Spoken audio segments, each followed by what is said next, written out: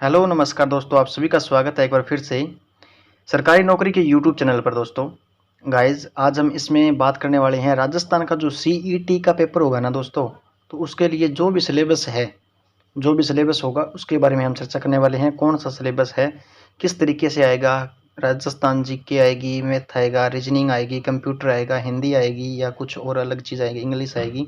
तो वो सारी चीज़ें मैं इस वीडियो में बताने वाला हूँ। वीडियो के अंत तक बने रहिएगा दोस्तों, बिल्कुल भी स्किप मत करना। अगर स्किप करते हो तो आपका सिलेबस है वो छूट जाएगा। तो आशा करता हूँ कि आप वीडियो पर अंत तक बने रहोगे और वीडियो को भी लाइक कमेंट शेयर ज़रूर करोगे, ताकि और भी लोग इस वीडियो को देख सके और वो भी इससे सिलेबस के बारे में जानकारी हासिल कर सके। दोस्तों अगर आप हमारे चैनल पर नए हैं तो चैनल को भी सब्सक्राइब करें और बेल आइकन को भी प्रेस कर लें, ताकि नोटिफिकेशन आपके पास पहुंचता रहे। चलिए दोस्तों, फिर स्टार्ट करते हैं कि क्या क्या इसमें आएगा। तो सबसे पहले आएगा दोस्तों राजस्थान का सामान्य परिचय, ठीक है। उसके बाद आएगी राजस्थान की स्थिति एवं विस्तार, ये चीज़ भी आपको याद करनी पड़ेगी। सीईटी के पेपर के लिए आपके लिए यह सिलेबस जारी हुआ है दोस्तों। राजस्थान का भौगोलिक विभाजन है वो आएगा। राजस्थान की जो भौतिक व्यवस्था है दोस्तों वो भी आएगी। अपनी बुक के अंदर निशान लगाते चलिएगा दोस्तों, ताकि आपका कोई भी चैप्टर है वो छूट ना जाए।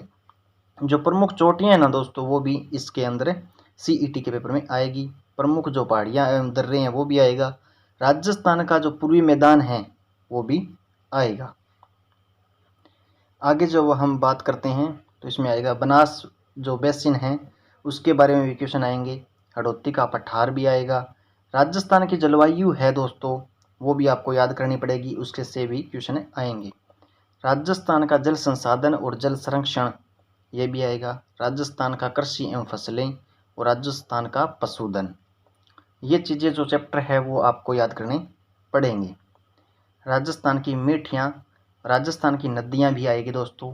राष्ट्रीय पार्क एवं वन्य जीव अभ्यारण्य हैं वो भी आपको याद करने पड़ेंगे, सीईटी के पेपर में आपको देखने को मिलेगा।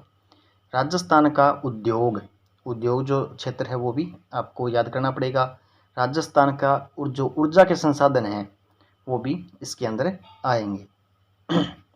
आगे बात करते हैं दोस्तों, जल विद्युत परियोजनाएं हैं ना जो भी जितनी भी, वो सारी की सारी आपको याद करनी पड़ेगी।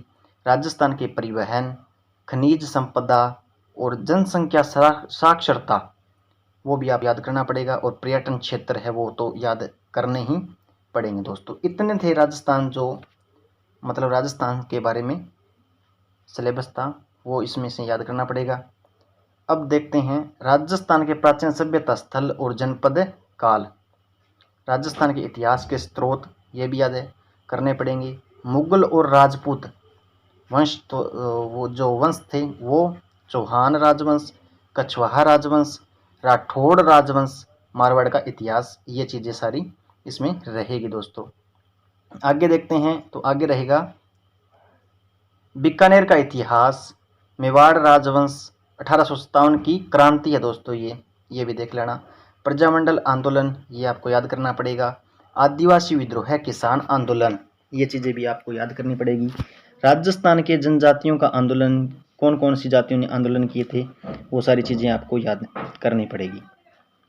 आगे आपको जो स्वतंत्रता संग्राम के प्रमुख व्यक्तित्व अभिलेख, जो भी अभिलेख है, स्तूप है, वो आपको याद करने पड़ेंगे दोस्तों। राजस्थान का जो एकीकरण हुआ था उसमें कौन कौन सी रियासतें थी, कौन से शामिल होना चाहती थी, कौन से शामिल नहीं होना चाहती थी दोस्तों, वो सारी आपको याद करनी पड़ेगी। इसमें जो कॉमन जो एलिजिबिलिटी टेस्ट जो आपका होगा, यानी सीईटी का जो टेस्ट होगा राजस्थान का, उसके अंदर आपको ये सारी चीज़ें आपको यहाँ पे कवर करनी पड़ेगी दोस्तों। इसके बाद अगर हम आगे देखते हैं तो इसमें रहेगा राजस्थान के प्रमुख है जो दुर्ग है वो भी आपको याद करने पड़ेंगे। राजस्थान के संत एवं संप्रदाय वो भी आपको याद करने पड़ेंगे दोस्तों। राजस्थान के मेले एवं रीति रिवाज है ना, वो भी आपको याद करने पड़ेंगे। चित्रकला एवं चित्रशैली ये भी आएगा। राजस्थान के उसके बाद रहेगा लोक देवता और लोक देवियाँ, लोक देवता और लोक देवियाँ, ये भी आपको याद करना पड़ेगा। राजस्थान के जो लोक नृत्य, नाटक है और लोकगीत हैं, वो सारे चैप्टर इसमें शामिल किए गए हैं, वो भी आपको याद करना पड़ेगा। प्रमुख जो ग्रंथ है वो भी, और राजस्थान के तीज त्योहार, हस्तकला, आभूषण, भाषा, बोलियाँ, प्रमुख साहित्य, प्रमुख महल, पर्यटन विकास, ये सारी चीज़ें आपको याद करनी पड़ेगी दोस्तों। आगे देखते हैं राजनीति एवं अर्थव्यवस्था। राजनीति एवं अर्थव्यवस्था, ये सारी चीज़ें आपको याद करना पड़ेगा। तो वीडियो पर लाइक बहुत कम है दोस्तों, वीडियो को लाइक ज़रूर करें। देखें एक बार कि आपने वीडियो को लाइक किया है नहीं किया है। आपके लिए सिलेबस मैं यहाँ पे कवर करवा रहा हूँ, कौन कौन सा सिलेबस आपके लिए आने वाला है CET के पेपर में।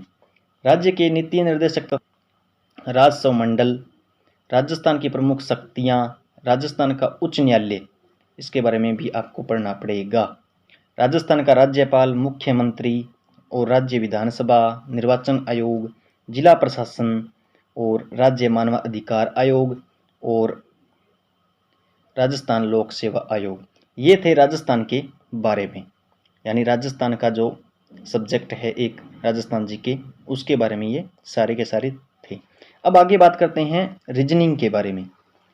तो रीजनिंग में कौन कौन सा चैप्टर रहेगा वो देख लेना। एनालॉजी टेस्ट, सर्वप्रथम classification, coding decoding, logical sequence of word, ranking order, seating arrangement, seating बैठक व्यवस्था, डायरेक्शन एवं डिस्टेंस, ब्लड रिलेशन रिश्ते, क्यूब और क्यूबॉइड, घन और घनाभ।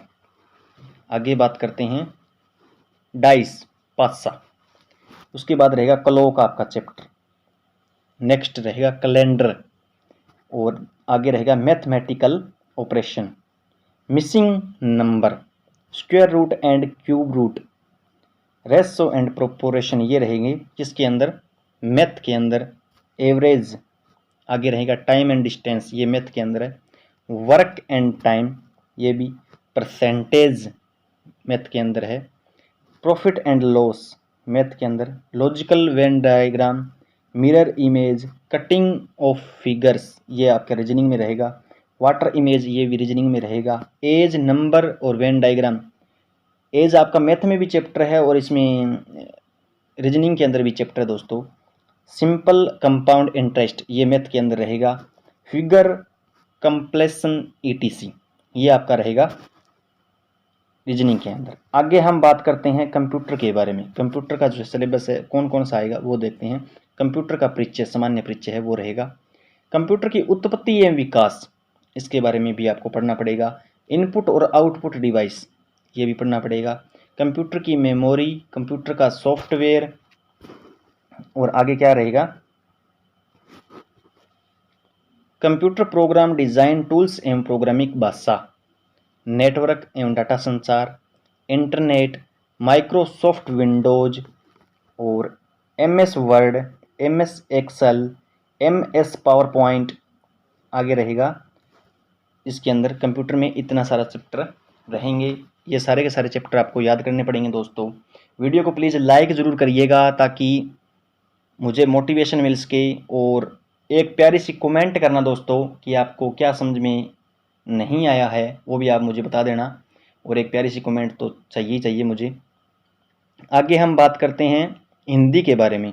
तो हिंदी में जो चैप्टर रहेगा शब्दों की संधि एवं शब्दों की संधि विच्छेद, ये आपको याद करना पड़ेगा। उपसर्ग एवं प्रत्यय, इनके संयोग से शब्द संरचना तथा पहचान, शब्दों से उपसर्ग एवं प्रत्यय को पृथक करना, ये सारी चीजें आपको रहेगी।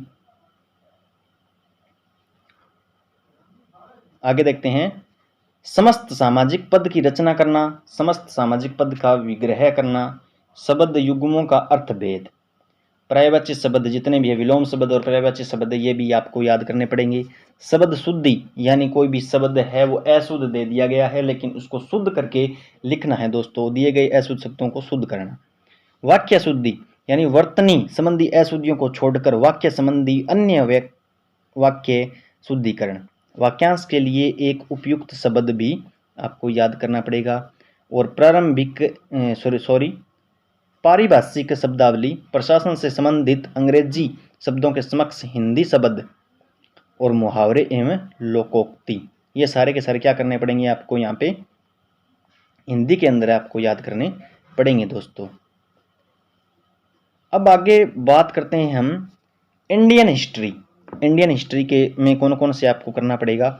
संघ और उसके क्षेत्र, मानव अधिकार संरक्षण अधिनियम, मौलिक अधिकार, नागरिकता, भारत के राष्ट्रपति, राज्य नीति निर्देशक सिद्धांत, उपाध्यक्ष कौन है होता है, भारत के प्रधानमंत्री चुनाव कैसे होते हैं, भारत का निर्वाचन आयोग कैसे है, क्या है, उपराष्ट्रपति चुनाव कैसे होते हैं, केंद्र शासित प्रदेश कौन कौन से हैं दोस्तों, वो सारे आपको याद करने पड़ेंगे।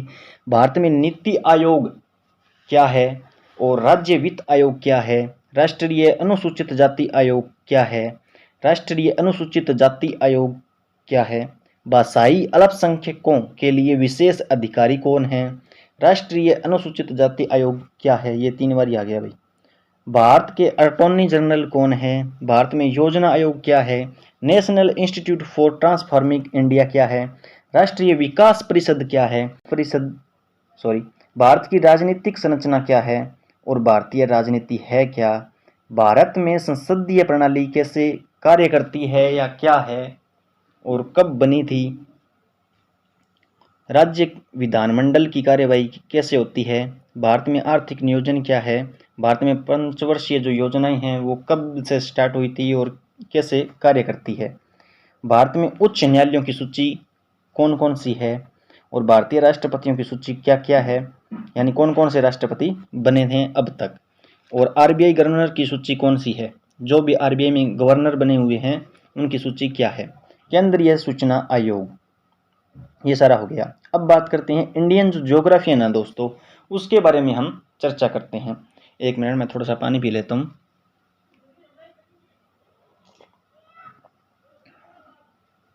हाँ, तो इंडियन ज्योग्राफी में आप निशान लगाइएगा। भारत की भौगोलिक स्थिति एवं विस्तार, ओजोन परत, मिट्टी, अक्षांश व देशांतर, भारत के उद्योग, भारत की नदी घाटी परियोजनाएं, सौरमंडल से संबंधित प्रश्नों, यानी सौरमंडल जो सौर मंडल है, ओजोन परत है, सारे के सारे मंडल हैं वो याद करने पड़ेंगे। भारत के पर्वत में कौन कौन से आते हैं वो सारे के सारे, भारत के जलप्रपात और नदियाँ तो याद करनी ही होगी, पवन, जलमंडल, एग्रीकल्चर के बारे में भी हम पढ़ लेंगे थोड़ा बहुत, भारत की जनजातियाँ भी, भारत की नदियाँ भी और जलवायु, भारत के जो प्रमुख दर्रे हैं वो भी आपको याद करने पड़ेंगे, ज्वालामुखी, राष्ट्रीय उद्यान और अभ्यारण्य भी आपको याद करने पड़ेंगे दोस्तों, भारत के प्रमुख बांध और नदियाँ, भारत की जनसंख्या, भारत की झीलें और पृथ्वी की आंतरिक संरचना और भारत में परिवहन, ये सारे हमें याद करने पड़ेंगे दोस्तों।